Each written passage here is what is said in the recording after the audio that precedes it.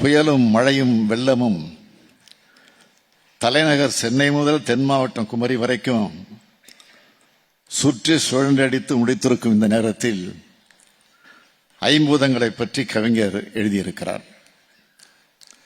சென்னையா இருந்தாலும் நெல்லையா இருந்தாலும் வானிலை ஆய்வு மைய அதிகாரிகள் அதி கனமழை பெய்யும்னு சொன்னாங்களே தவிர எவ்வளவு பெய்யும்னு சொல்லல. ஏரி உடைந்ததை போல வானம் உடைந்து கொட்டியதாக மழை பெய்துள்ளது. 100 ஆண்டில் பெரிய மழை, 177 ஆண்டில் பெரிய மழைன்னு சொல்றோமே தவிர இதுக்கான காரணம் என்னன்னு யாரும் சொல்லல.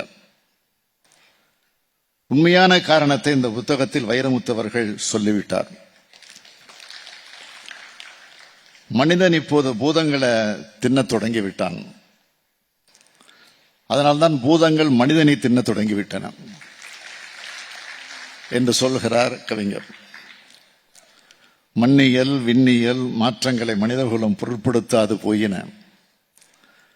ஐம்பூதங்களும் மனிதனுக்கு எதிராக திரும்பிவிடும் என்கிறார். அதுதான் உண்மை. மண்ணும் நீரும் காற்றும் வானமும் மாசுபட்டு விட்டதால் அந்த இயற்கை தன் குணத்தை இழந்து வேறுபட தொடங்கிவிட்டதன் அடையாளத்தை தான் நாம இப்போ பார்த்துக்கிட்டு இருக்கோம். மழை பெய்வதில்லை, பெய்தால் அதிகமாக பெய்கிறது. காற்று மாசுபட்டு விட்டது, உஷ்ண காற்று அதிகமாக வீசுகிறது. புவி அதிகப்படியாக வெப்பமடைந்து வருகிறது. நிலத்தடி நீர் ஆதாரம் குறைந்து விட்டது. இவை அனைத்தும் ஐம்பூதங்களை காக்க தவறியதன் விளைவுதான்.